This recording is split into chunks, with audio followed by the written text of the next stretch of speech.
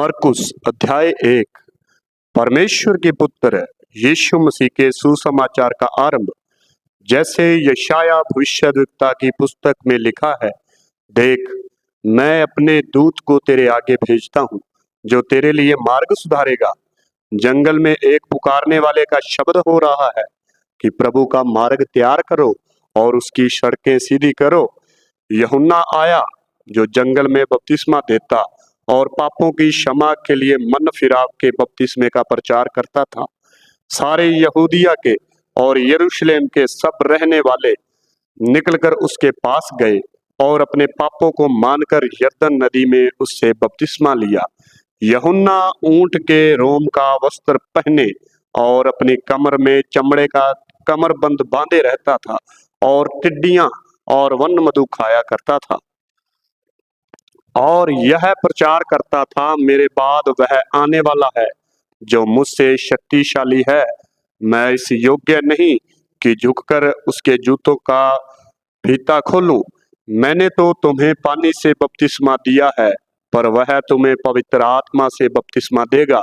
उन दिनों में यीशु ने गलील के नासरत से आकर यरदन में यूहन्ना से बपतिस्मा लिया, और जब वह पानी से निकलकर ऊपर आया तो तुरंत उसने आकाश को खुलते और आत्मा को कबूतर के रूप में अपने ऊपर उतरते देखा, और यह आकाशवाणी हुई, तू मेरा प्रिय पुत्र है, तुझसे मैं प्रसन्न हूँ।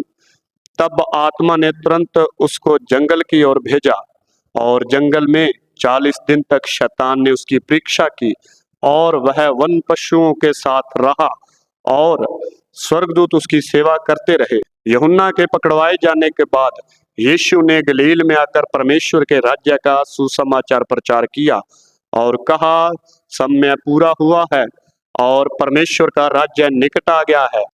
मन फिराओ और सुसमाचार पर विश्वास करो।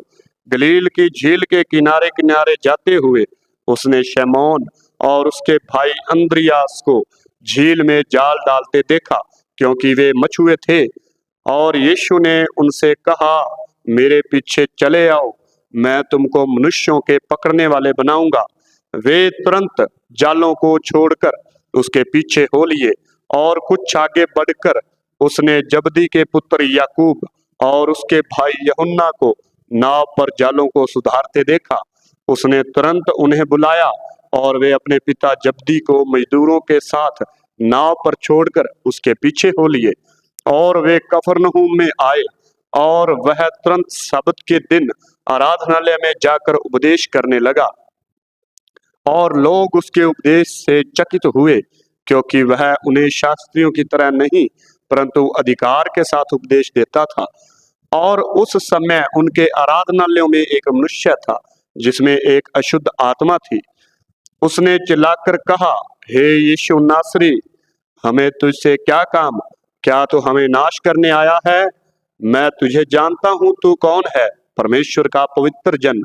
यीशु ने उसे डांट कर कहा, चुप रह और उसमें से निकल जा। तब अशुद्ध आत्मा उसको मरोड़कर और बड़े शब्द से चिल्लाकर उसमें से निकल गई।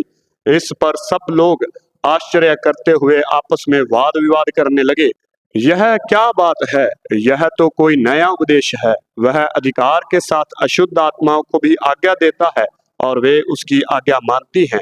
और उसका नाम तुरंत गलील के आसपास के सारे प्रदेश में फैल गया, और वह तुरंत आराधनालय में से निकलकर याकूब और यूहन्ना के साथ शमौन और अंद्रियास के घर आया। और शमौन की सास तेज बुखार से पीड़ित थी, और उन्होंने तुरंत उसके विषय में उससे कहा। तब उसने पास जाकर उसका हाथ पकड़ के उसे उठाया, और उसका बुखार उस पर से उतर गया, और वह उनकी सेवा टहल करने लगी।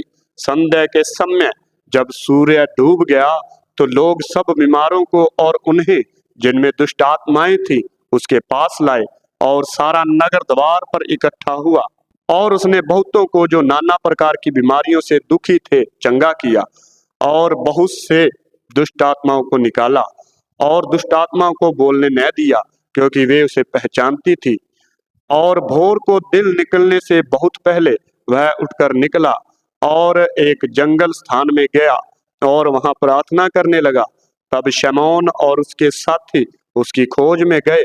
जब वह मिला तो उससे कहा, सब लोग तुझे ढूंढ रहे हैं।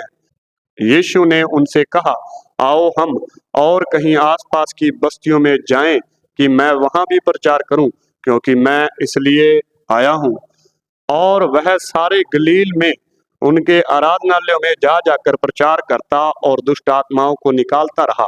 एक कोढ़ी ने उसके पास आकर उससे विनती की और उसके सामने घुटने टेक कर उससे कहा, यदि तू चाहे तो मुझे शुद्ध कर सकता है। उसने उस पर तरस खाकर हाथ बढ़ाया और उसे छूकर कहा, मैं चाहता हूं, तू शुद्ध हो जा। और तुरंत उसका कोढ़ जाता रहा और वह शुद्ध हो गया।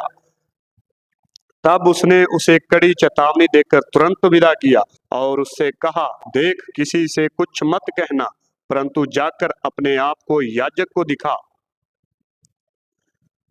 और अपने शुद्ध होने के विषय में जो कुछ मूसा ने ठहराया है उसे भेंट चढ़ा कि उन पर गवाही हो।